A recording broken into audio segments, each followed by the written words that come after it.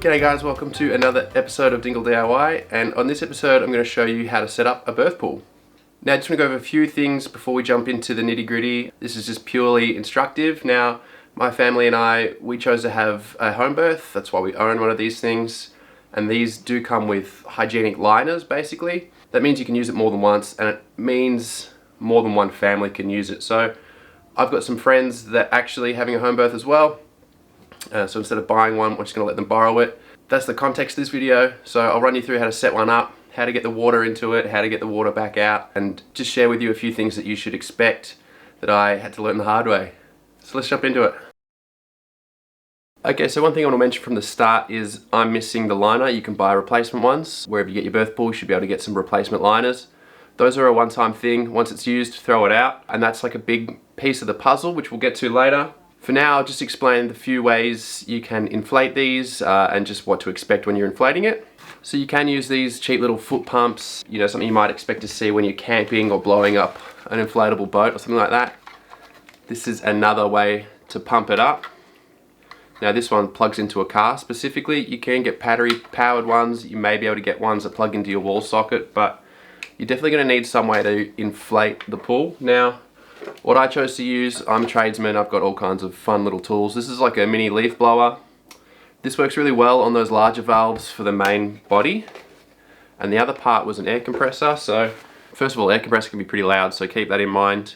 You don't want to be inflating this thing in the early hours, so maybe you just want to be a bit prepared. Set this thing up early and try not to make too much noise, but an air compressor, this long needle kind of gets past those valves in the smaller little ports, and getting past that valve makes it really easy to blow up, whereas I was having a bit of difficulty with the hand pump. Couldn't really get the needle past the valve, so that's just one thing to consider when you're blowing this thing up. But a combination of the air compressor and the mini leaf blower is the perfect way to fill this thing up with air. So once it's inflated, you've got your tarp down, things are starting to look a bit more set up. The next thing is the liner. You want to put your liner in, and a part of that liner, it has a loop in it, like a plastic loop, and what it allows you to do is thread a hose through that loop, and it stops the hose from flying back out. It just kind of holds it down in position while you're filling it up with water. So hopefully I can show you some photos of that. So once your liner's in, we move on to filling it up with water. So a big question is, where are you going to get your hot water from, and are you going to have to alter your plumbing to do it, or can you just buy some adapters and work something out? Now, depends how old your house is. There are something that is called a mini stop. I'll show you this. I'll actually demonstrate this as well. And a mini stop you can adapt to pretty easily and plug a garden hose in. Nothing too magical. It's just a garden hose. So I'm not actually going to fill this up with water, but I will do some demonstrations for you, show you how to connect your hose, where to find the hot water in your house without having to call a plumber. And I will demonstrate how to get the water back out, just out of something different, not this birth pool, because I don't really feel like filling this thing all the way up just for the video. So let's jump into that.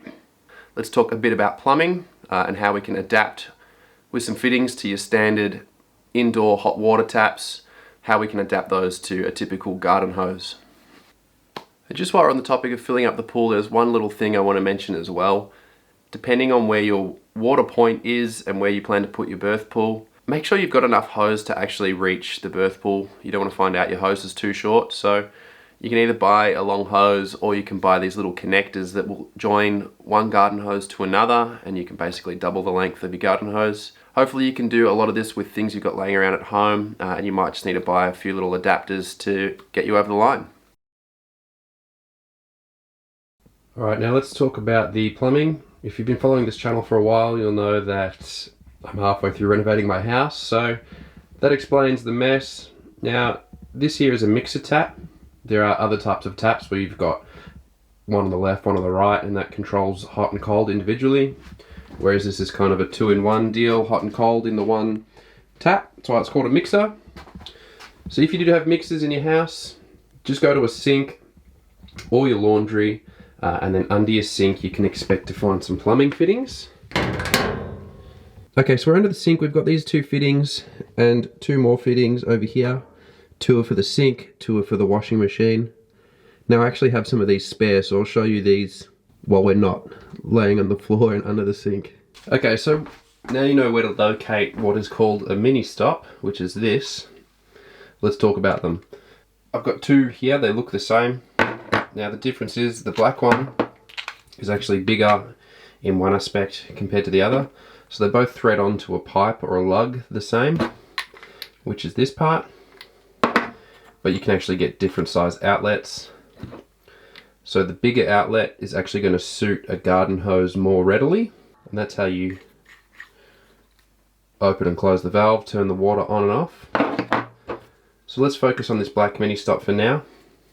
Now when you buy garden fittings, they commonly come connected like this to suit larger or smaller taps. So this has already come with an adapter. Now this adapter here should fit this mini stop. So that saves you the trouble of buying too many specialty adapters. That screws right on. So let's talk about how these seal so that they don't leak water. These garden fittings typically have rubber O-rings in them. You can see that black O-ring. If it's got a black O-ring in it, there it is again, you don't actually need Teflon tape.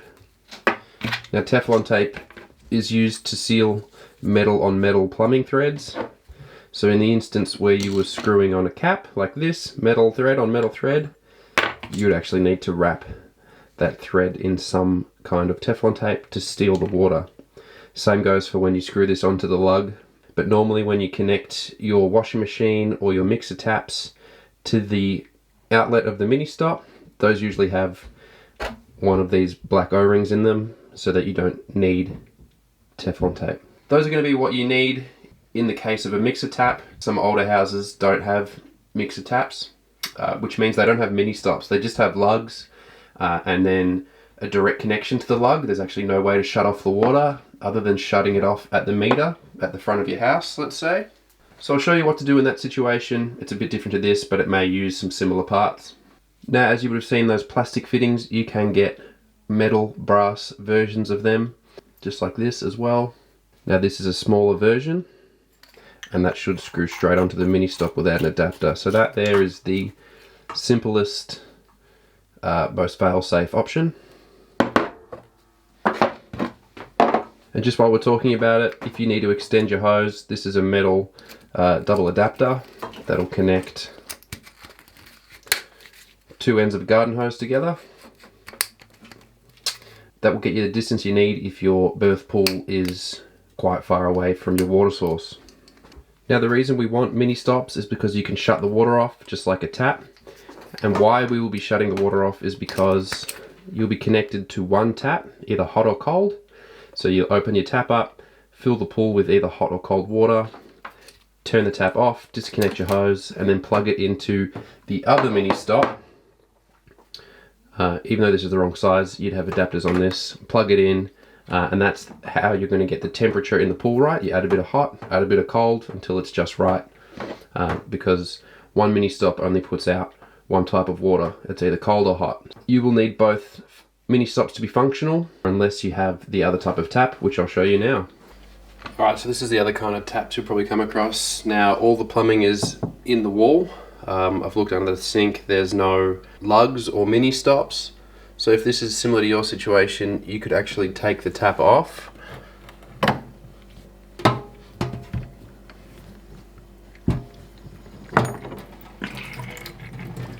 And then we'll find a lug here.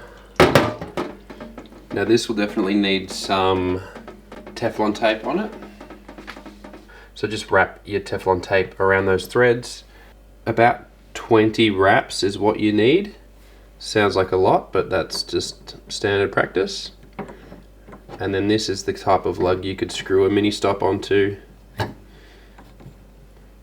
Put your adapter on there, screw your hose on, and that's how you can connect a garden hose. And this actually works beautifully because you can have both hot and cold water coming out of the one spot.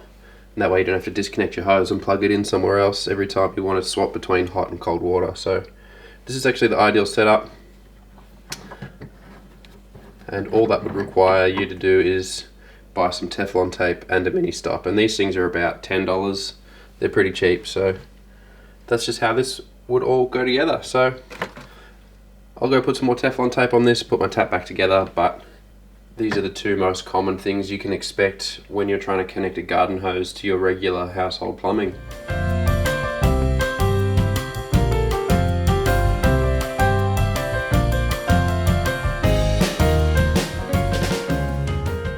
Alright, now that we know where to get our water from, just filling out with a garden hose. Once it's in, once it's full, once you've used the birth pool, how do you get that water back out? So there is no drain in these pools. You have to actually siphon the water out or scoop it out with a bucket by bucket, something like that. What we did when it was our turn to use this thing, we actually siphoned the water off.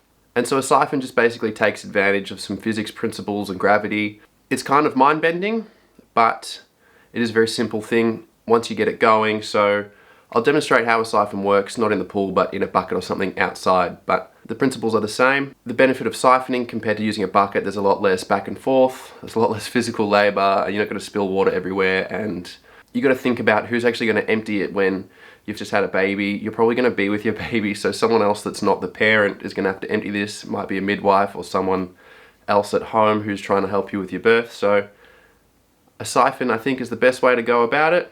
You get as much water out as you can, and there's always going to be a little bit left at the bottom, and that's when you just scrunch up your liner and kind of lift it up with, you know, maybe 5 or 10 litres of water left in the bottom, and that's how you get the remaining water out.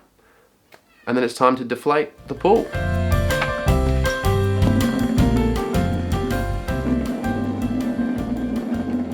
Alright, now I'm going to show you how to start a siphon, and once it's going, it'll maintain itself. So let's just pretend this bucket full of water is your birth pool.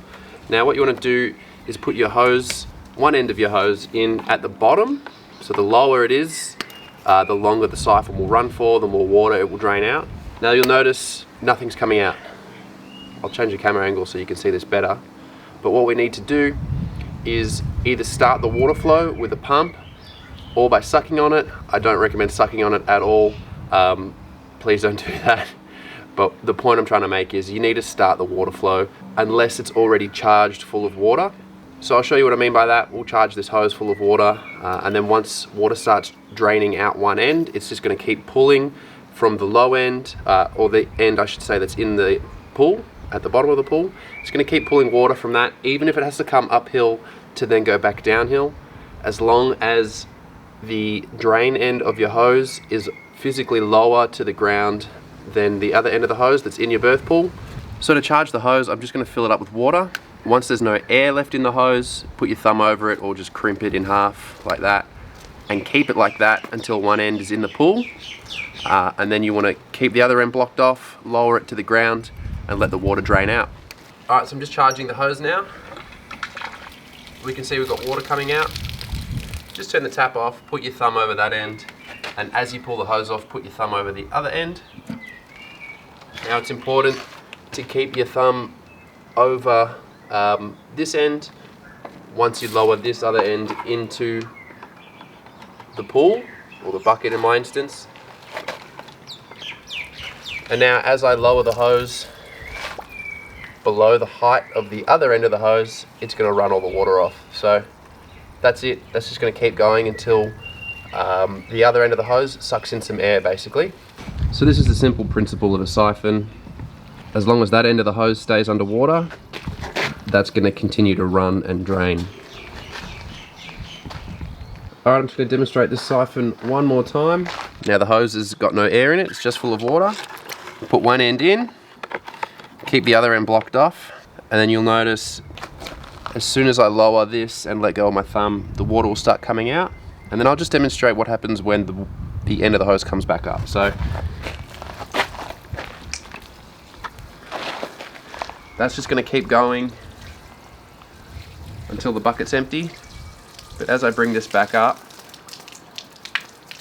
you'll notice it'll actually stop at a certain point.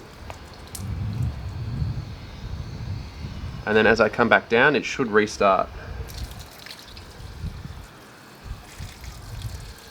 So air bubbles are the enemy here.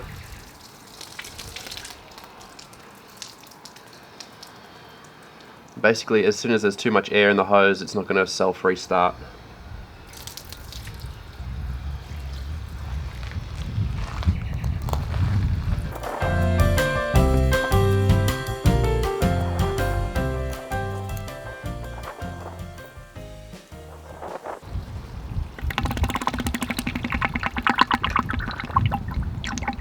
So there we go.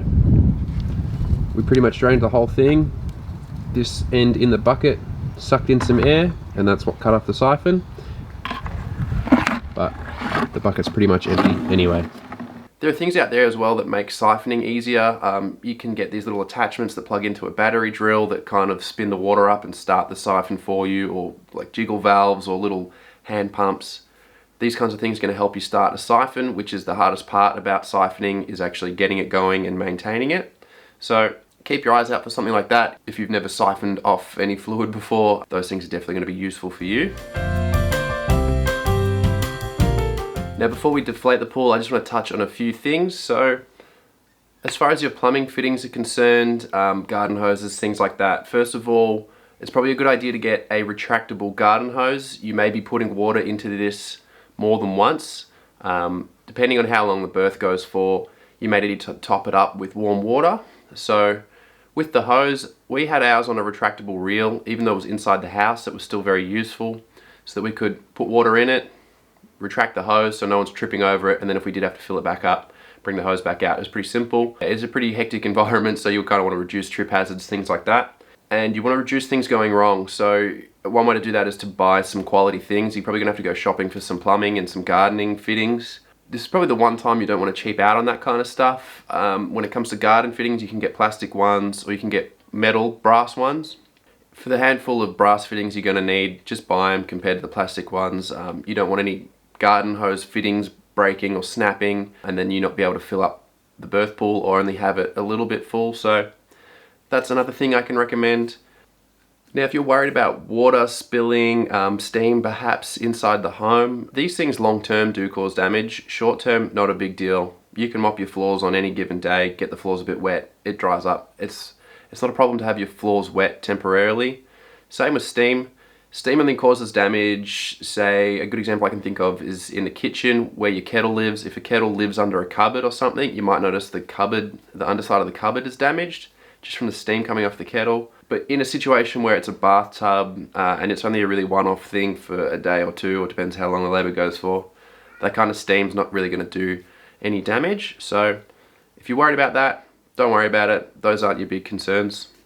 Now a concern you might actually need to worry about is running out of hot water. Depending on what your hot water system is, you may be limited in, how much of it you can use. I'm sure a lot of you are familiar with running out of hot water. So that kind of a hot water system is mostly stored in a tank. So you run your tank out and then it fills it back up with cold water, and then you have to basically boil 100 litres of water, which doesn't happen very quickly. So maybe you'll have to come up with a strategy just to make sure you don't run out of hot water. You might have to fill this up in 3 stages over a long period of time. So keep that in mind. There are other hot water systems. Instantaneous hot water systems don't actually store hot water. They're instantaneous. So with a system like that, you won't ever run out of hot water. And there are other just types, gas boosted, electric. So just keep that in mind and work around that. Or you could speak to a plumber and get a bit more information on that. And another thing you could always do is give it a test run well before you're due to give birth and see if your hot water system is adequate enough to fill this up with the amount of hot water that you actually desire. Now for those of you that are concerned about the weight of the pool, if it's inside your own home, there are a few things to consider. Definitely how your home is built is going to matter. Upstairs, downstairs, what kind of flooring you have. So if it's downstairs, you're probably going to be pretty safe. You've got concrete floors, you're going to be pretty safe. Now, the only thing that might worry some people is probably either older houses being upstairs. These kinds of things might worry you a bit. So if you do plan to set your pool up upstairs, you've got an older home. Now, if your floors are concrete, you've got nothing to worry about. If you've got timber floors and timber subfloors, I wouldn't be very concerned at all. But just to relieve some of your concerns, I try to compare water to people. So let's imagine 700 litres of water is equivalent to 10 people that weigh 70 kilos. I think that's pretty average. And then you can just basically imagine 10 people upstairs. Like, it doesn't seem that crazy. Your house is going to be fine. So if you're relating it between those two kinds of things, if it's not hard for you to imagine 6, 7, 8, 10 people upstairs in your home, in your living room, it's not that crazy. So having a birth pool up there isn't that crazy either. Now, if you do have any questions, Jump down in the comments if you like. If you also prefer to speak to me personally, feel free to inbox me on Instagram or Facebook or one of those avenues. Like I said, I've been through this once before, so if it is like a logistical problem, anything to do with the birth pool or anything that I haven't covered in this video, feel free to message me and I'll do my best to answer any questions that you have. Okay, last but not least, time to deflate this thing. There is one little trick that might help you. Now the larger valves, you just unscrew them and they'll release all their air pretty quick. And those smaller valves, all you're going to want is a straw, something that's pretty rigid. I would say a metal straw, a timber straw if you have one. And the same way that you feed your needle in to let the air in when you blow it up.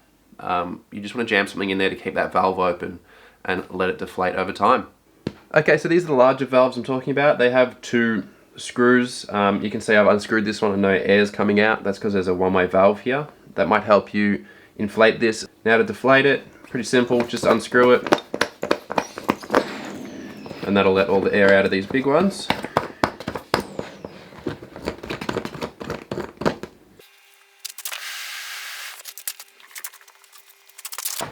Now I know I said a straw, but this is also an adapter that came off one of the air pumps I demonstrated earlier. This is the one you typically see when you go camping, pump up your air mattress. So you can see when you squeeze that valve, it'll let air out. You want to get this fitting past that valve. That'll hold it open. And that's the easiest way to deflate these smaller valves.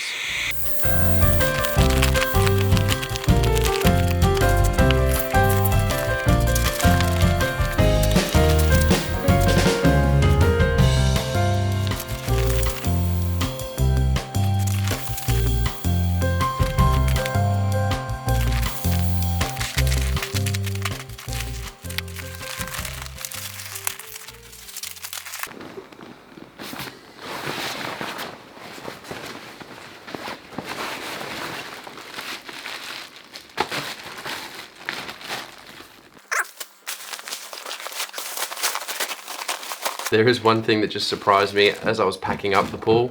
Now, what I found inside the bag, and if you buy yours brand new, just something that puts your mind at ease.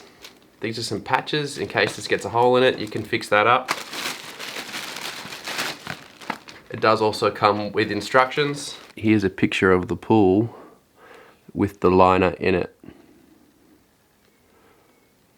Now there's some interesting points in the instructions here as well, which I've failed to mention. Now, one of them mentions humidity, so if you close off all the ventilation to the room and the room reaches some kind of humidity equilibrium, that's going to stop the heat loss of the pool a lot, and also covering the pool is going to keep the heat in. Once it's been filled up but not quite ready to use, that's one way to keep the heat in.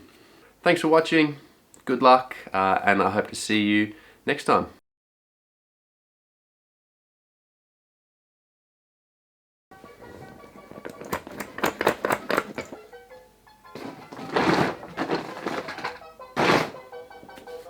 Oh my God, shut up.